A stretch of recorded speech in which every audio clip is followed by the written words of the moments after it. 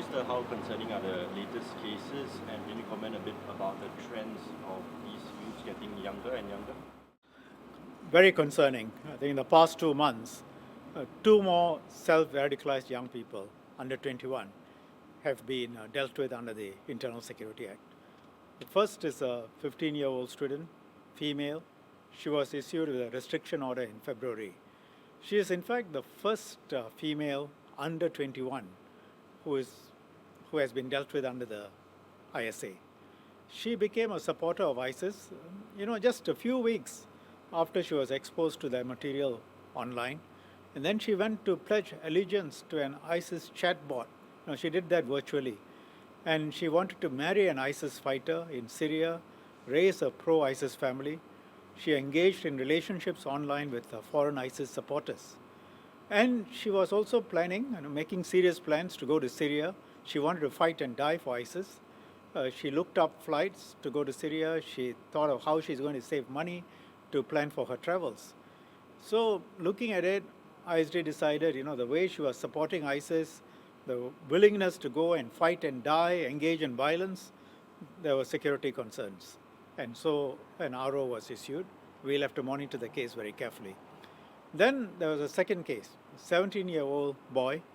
He was detained in March. First case, the young lady was a restriction order. This young man, boy, we have detained him.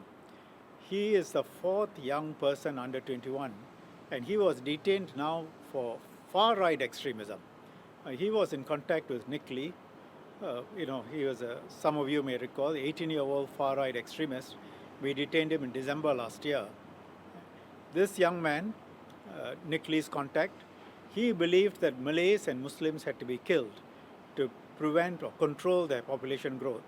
And he really was an East Asian supremacist. So East Asian people higher, you got to keep the Muslims and Malays down.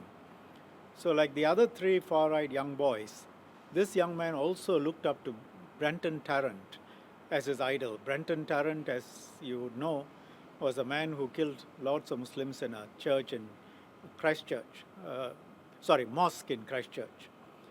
In fact, this young man whom we detained modeled himself after the Christchurch mosque shootings and identified 5 mosques as targets.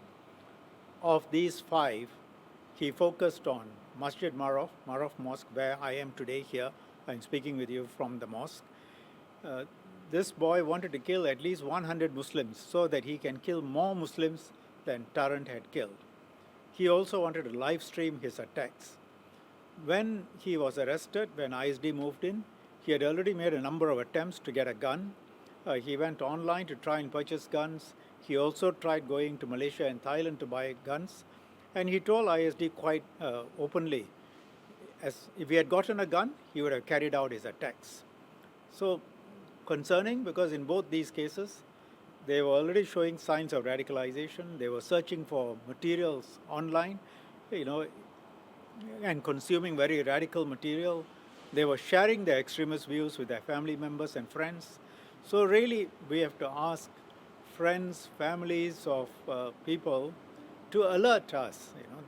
When you see someone consuming material which is radicals, going online, talking to you in very radical terms, it's good to tell Ministry of Home Affairs. We will investigate. We can guide them. And really, we are here to help them in many ways. We stop them from harming themselves and others. They receive help. And we are actually able to rehabilitate them in many cases. And then they can go back to their previous lives. I'll give you the example of that Indian boy who was a Christian, a Protestant. He was, in fact, the first far-right extremist arrested. He wanted to go to a mosque and kill Muslims as well. He was doing badly in school. After he was detained, he was counseled. A Christian pastor talked to him regularly, shared what Christianity was really about. ISD helped him to study, and he passed his O-levels 2 years ago. And he can look forward to a life rehabilitated as opposed to, getting himself killed in some venture.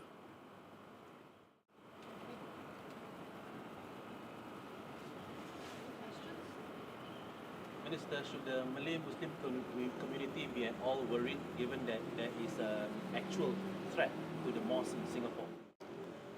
There have been a number of threats to mosques in Singapore. As I said, we have arrested 4 far-right extremists, with those tendencies. We have also arrested a number who wanted to go off to Syria or Iraq and fight there. I think we all need to be worried because, if Muslims get attacked, it's bad for the Muslim community, but it's bad for Singapore because we are one community. And most of us, thankfully, don't see each other, oh, that's a Muslim community getting killed, or that's a Christians getting killed. Because, those who are looking up ISIS and wanted to support ISIS decided if they can't go there, they will kill some Jews or Christians in Singapore. So all of this is bad, and I think most people will agree. We all need to be alert. We all need to be thankful that ISD has intervened so far every single time successfully. But as I keep saying, we have to get it right every time. Those who are either on the far right or with tendencies towards extremism on the Islamic side have to only get it right once and they will kill some people. So we need to be very careful. Minister, could you comment on the scale of influence of Nick Lee and the 17-year-old and 15-year-old, considering they have interacted with other youths? Could there be other radicalized youths out there? And also your comments to Singaporeans who could be worried about going about their day-to-day lives, considering these cases are becoming more and more are being caught.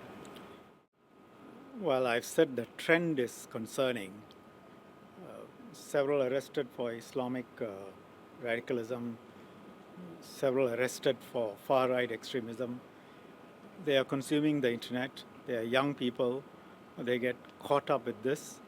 And what does it take to go out and do an attack? This young man wanted guns, but actually you can just get a knife, and as some of them wanted to do, and go out. You may not be able to kill 100, but you'll be able to kill 1, 2.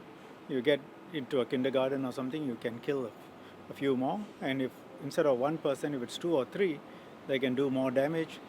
And it's not easy for the security forces, for ISD, to be keeping track of everything. So I think it is concerning. I would say we are thankfully not in the same situation as many other places where these bad things have already happened. That's thanks to the framework of laws we have, the Internal Security Act, and the way we take a zero tolerance approach. For us, we don't wait until you're actually about to do something. You're thinking of doing something, you're planning. We think that you've reached a stage of, getting serious about what you want to do. We move in. We have a variety of orders, restriction orders, so you're not detained, or detention order where it's more serious and you need to be taken in. It is concerning. What do I say? Can I say there are no others? I cannot tell you that. And in all likelihood, there probably are others. Even as we speak, they may be consuming online material. They might be planning. They might be doing things. And ISD tries its best to keep track of, people with these sorts of thoughts. But in the large, very significant way, Singapore is largely a peaceful place, between races, between religions, harmony. We emphasize that. We are integrated in the way we live, in the way we go to schools, in the way we work, and we have to make sure we keep it going. And the beautiful thing about Singapore is that you can go about your lives peacefully. That's the essence of your question, and we have to try and preserve that way of life. So both families are actually in the know, but they did not do anything, or rather they did not report them to the authorities. So what's the difficulty in families trying to intervene in this kind of action? It's a question of judgment. I mean, the families may not realize that how far advanced is the radicalization. They may say, oh, this young man is saying these things, we will just talk to him, he will get out of it. So this is part of public education. We have to educate people that, look, you actually help your children, young people, by reporting. And we will, if they are reported early enough, we can help them earlier. They won't be so radicalized. If you leave it be, bad things can happen to the children. They might go out and kill somebody or be killed. So we'll have to continue with public education on this. Okay, can I move on from this, please? Is it? Just on the message of religious messaging, right? Do you have any comments on the I can't hear you. Would you have any comments on the recent back and forth online between Mr. Maybe you Kalvin repeat Chan- your question, then I can answer. Sure. Yeah. Just on the religious messaging, would you have any comments on the back and forth that's been going online between Mr. Kalvin Chan and Mr. Jeffrey Ahmed? I haven't been following it very closely. Mr. Calvin Cheng comments on a variety of matters. I don't see all of them. But those that I come across, I can say some I agree with and some I clearly disagree with. His views on Palestine and Israel, I can say, are quite different from mine. I have a very sharply different view on Israel-Palestine from Mr. Calvin Cheng. Specific to this post that I think you are referring to, there is a police report, and from what I hear, Mr. Cheng has said that he is going to start legal action. So I have to avoid commenting in detail. Mr. Jufri says that Mr. Cheng is an Islamophobe. Mr. Cheng disagrees and says that Mr. Jufri has falsely accused Mr. Cheng of making a statement that was actually made by someone else. What the facts are, what they really are, I don't know. And as I said, I haven't seen the blow-by-blow responses. But I would suggest it's best to keep to the truth and also be sensitive in making comments on the Israel-Palestine situation. I will leave aside whether Mr. Jufri has put out falsehoods. And if he has, then that can be serious. And as I've said earlier, I have very different views from Mr. Cheng on Israel-Palestine. Now, I previously said in November 2023 that Israel's actions are illegal and oppressive to Palestinians. And that remains my view. On the specifics of Mr. Cheng's and Mr. Jufri's post, I have said all that I can say, as you know, there is a police report and potential legal action. Thank you. Sir, is MHA investigating Mr. Jufri because he made a police report? I don't want to go beyond what I've said. Yeah, when police reports are made, there is a normal process, and police will follow the normal process.